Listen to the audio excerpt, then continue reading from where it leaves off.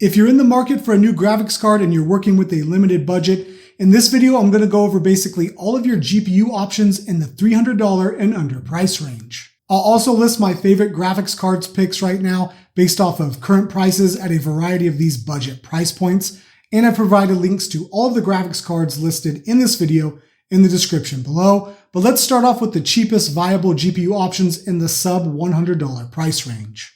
In the sub $100 price range for brand new GPUs, there really aren't any great choices. On both Amazon and Newegg, the best sub $100 graphics card right now are off-brand AMD Radeon RX 580s. The RX 580 was initially released over 7 years ago, but despite its older architecture and due to the fact that AMD and NVIDIA's newer generation entry-level GPUs have been fairly weak over the past 5 years, the RX 580 remains a viable budget GPU option even to this day. Now, the 580 won't be able to max out today's most demanding titles, but if you mainly play non-demanding titles like League of Legends or Overwatch, or if you just don't mind running those more demanding titles on lower settings, the 580 is still good enough to get the job done. However, in the sub $100 price range, rather than buying a graphics card brand new, it would be worth it to consider shopping the used market.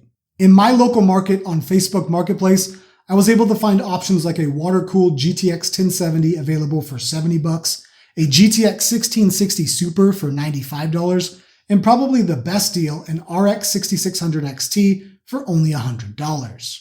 All of those options come cheaper than the off-brand RX 580s found on Amazon and Newegg, and all of them are more powerful GPUs than the 580. The other problem with these off-brand RX 580s is that a lot of them, if not all of them, are just refurbished RX 580s being resold with a new cooler or new branding. So that sort of ruins the one perk many people who buy these cards think they're getting, and that is that they're brand new.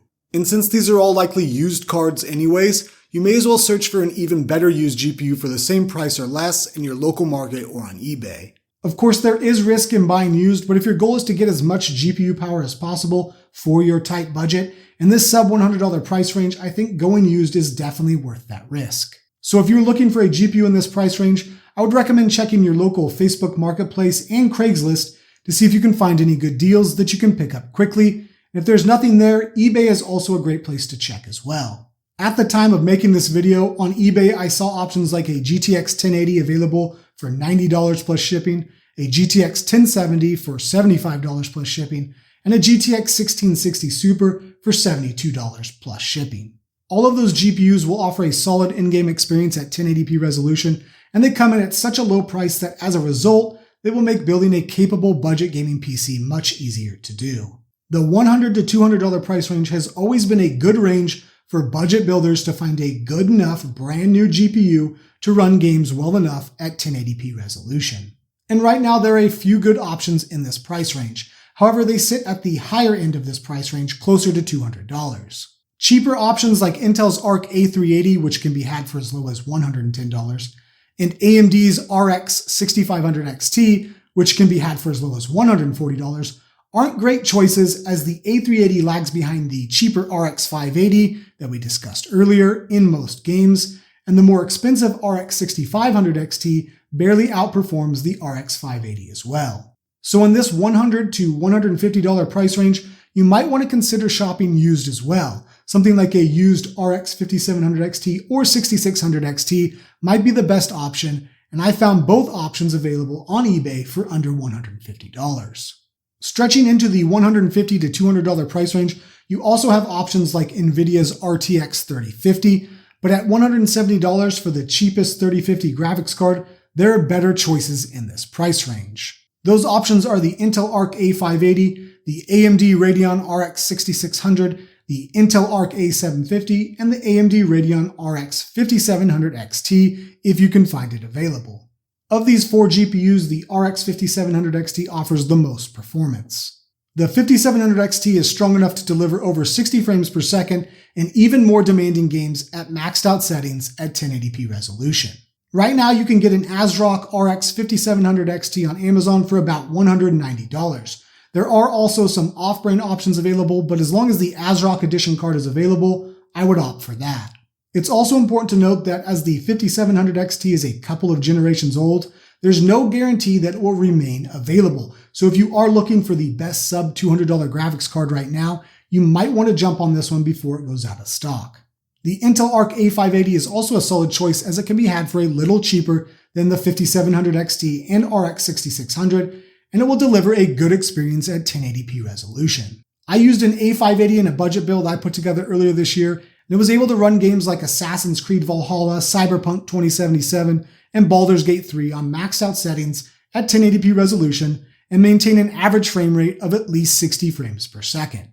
Intel's Arc GPUs don't have the driver support to match AMD or NVIDIA GPUs as of right now, and that does cause some issues for Intel's GPUs. For instance, Intel's Arc GPUs are notoriously bad at running Starfield. My A580 couldn't even run it at a playable frame rate at the lowest settings on a 1080p display.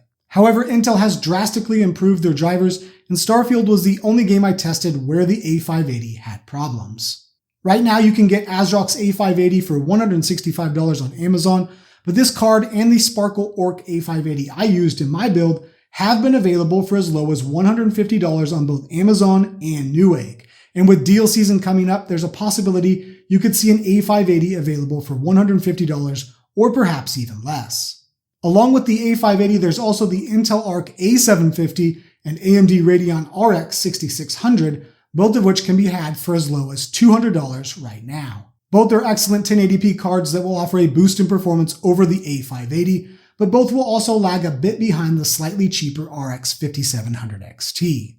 And even if the RX 5700 XT weren't there, the other downside for the A750 and the RX 6600 is that for just $10 more than these two GPUs, you can get a much better GPU in the RX 6650 XT, which can currently be had for just $210.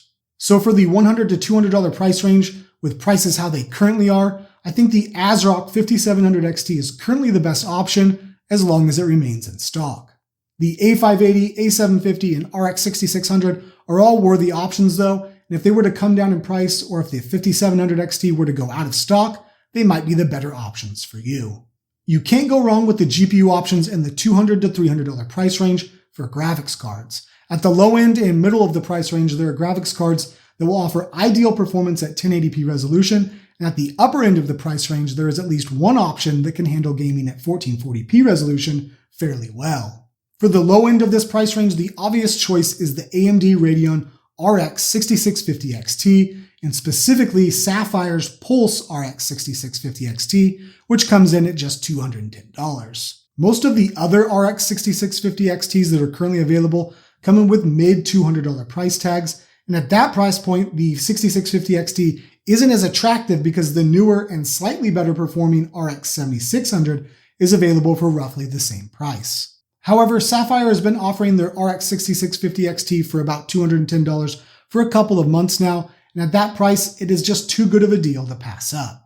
The RX 6650 XT offers performance close to the newer generation AMD RX 7600 and the NVIDIA RTX 4060, and the cheapest you'll currently find either of those options is at around $250 for the RX 7600 and around $290 for the RTX 4060.